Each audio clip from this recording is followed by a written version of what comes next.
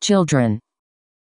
Shortly before his abduction of Grace Budd, Fish attempted to test his implements of hell on a child he had been molesting named Cyril Quinn. Quinn and his friend were playing box ball on a sidewalk when Fish asked them if they had eaten lunch. When they said that they had not, he invited them into his apartment for sandwiches. While the two boys were wrestling on Fish's bed, they dislodged his mattress. Underneath was a knife, a small handsaw, and a meat cleaver. They became frightened and ran out of the apartment. Bigamy. Fish remarried on February 6, 1930, in Waterloo, New York, to Estella Wilcox but divorced after only 1 week. Fish was arrested in May 1930 for sending an obscene letter to a woman who answered an advertisement for a maid. Following that arrest and one in 1931, he was sent to the Bellevue Psychiatric Hospital for observation. Murder of Grace Budd. On May 25, 1928, Fish saw a classified advertisement in the Sunday edition of the New York World that read, "Young man, 18, wishes position in country, Edward Budd, 406 West 15th Street." On May 28, 1928, Fish, then 58 years old, visited the Budd family in Manhattan under the pretense of hiring Edward. He later confessed that he planned to tie Edward up, mutilate him, and leave him to bleed to death. He introduced himself as Frank Howard, a farmer from Farmingdale, New York. Fish promised to hire Budd and his friend Willie, and said he would send for them in a few days. He failed to show up, but he sent a telegraph to the Budd family apologizing and set a later date. When Fish returned, he met Grace Budd. He apparently changed his intended victim from Edward Budd to Grace Budd and quickly made up a story about having to attend his niece's birthday party. He convinced the parents, Delia Flanagan and Albert Budd to let Grace accompany him to the party that evening. The elder Albert Budd was a porter for the United States Equitable Life Assurance Society. Grace had a younger sister, Beatrice, 2 older brothers, Edward and George Budd, and a younger brother, Albert Budd too. Grace left with Fish that day but never returned. The police arrested 66-year-old Superintendent Charles Edward Pope on September 5, 1930, as a suspect, accused by Pope's estranged wife. He spent 108 days in jail between his arrest and trial on December 22, 1930. He was found not guilty. In November 1934, an anonymous letter was sent to the girl's parents which ultimately led the police to Fish. Mrs. Budd was illiterate and could not read the letter herself, so she had her son read it to her. The unaltered letter reads, "My dear Mrs. Budd.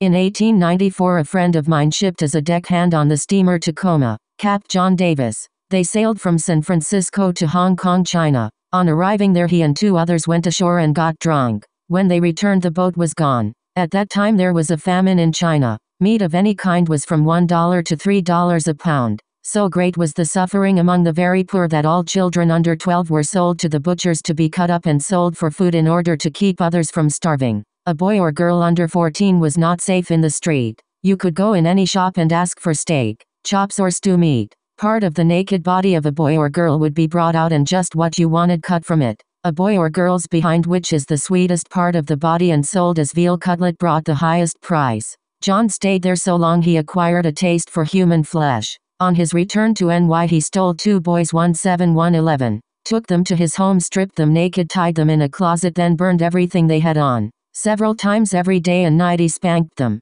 tortured them, to make their meat good and tender. First he killed the 11-year-old boy, because he had the fattest ass and of course the most meat on it. Every part of his body was cooked and eaten except head, bones and guts. He was roasted in the oven, boiled, broiled, fried, stewed. The little boy was next. Went the same way. At that time I was living at 409 E 100th Street, rear, right side. He told me so often how good human flesh was I made up my mind to taste it. On Sunday, June 3, 1928 I called on you at 406 W15 St. brought you pot cheese, strawberries. We had lunch. Grace sat in my lap and kissed me. I made up my mind to eat her, on the pretense of taking her to a party. You said yes she could go. I took her to an empty house in Westchester I had already picked out. When we got there, I told her to remain outside. She picked wildflowers. I went upstairs and stripped all my clothes off. I knew if I did not I would get her blood on them.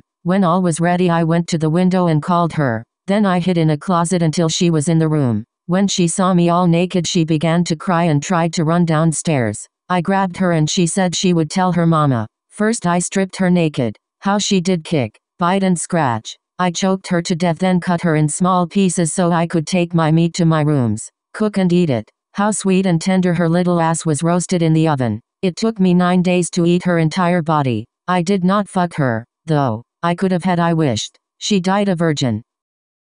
Police investigated the letter. The story concerning Captain Davis and the famine in Hong Kong could not be verified. The part of the letter concerning the murder of Grace Budd, however, was found to be accurate in its description of the kidnapping and subsequent events, although it was impossible to confirm whether or not Fish had actually eaten parts of Grace's body. The letter was delivered in an envelope that had a small hexagonal emblem with the letters NYPCBA, representing New York Private Chauffeurs Benevolent Association. A janitor at the company told the police he had taken some of the stationery home but left it at his rooming house at 200 East 52nd Street when he moved out. The landlady of the rooming house said that Fish checked out of that room a few days earlier. She said that Fish's son sent him money and he asked her to hold his next check for him. William F. King was the chief investigator for the case. He waited outside the room until Fish returned. Fish agreed to go to headquarters for questioning, then brandished a razor blade. King disarmed Fish and took him to police headquarters. Fish made no attempt to deny the murder of Grace Budd, saying that he meant to go to the house to kill Edward Budd, Grace's brother. Fish said it never even entered head to rape the girl, but he later claimed to his attorney that, while kneeling on Grace's chest and strangling her, he did have 2 involuntary ejaculations. This information was used at trial to make the claim the kidnapping was sexually motivated, thus avoiding any mention of cannibalism. Other crimes discovered after Fish's arrest. Francis McDonnell. During the night of July 14, 1924, 9-year-old Francis McDonnell was reported missing by his parents. He failed to return home after playing catch with friends in the Port Richmond neighborhood of Staten Island. A search was organized and his body was found, hanging by a tree, in a wooded area near his home. He had been sexually assaulted, then strangled with his suspenders. According to an autopsy, McDonnell had also suffered extensive lacerations to his legs and abdomen, and his left hamstring had almost entirely been stripped of its flesh. Fish refused to claim responsibility for this, although he later stated that he intended to castrate the boy but fled when he heard someone approaching the area.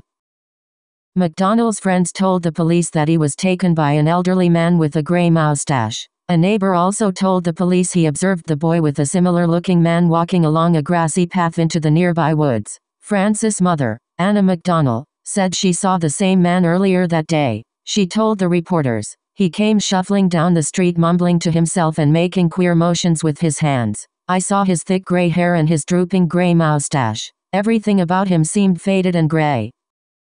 This description resulted in the mysterious stranger becoming known as the Gray Man. The McDonnell murder remained unsolved until the murder of Grace Budd, when several eyewitnesses, among them the Staten Island farmer Hans Keel, positively identified Albert Fish as the odd stranger seen around Port Richmond on the day of Francis McDonnell's disappearance. Richmond County District Attorney Thomas J. Walsh announced his intention to seek an indictment against Fish for the boy's murder. At first, Fish denied the charges. It was only in March 1935, after the conclusion of his trial for the Budd murder and his confession to the killing of Billy Gaffney, that Fish confirmed to investigators that he also raped and murdered Francis McDonnell. When the McDonnell confession was made public, the New York Daily Mirror wrote that the disclosure solidified Fish's reputation as the most vicious child slayer in criminal history.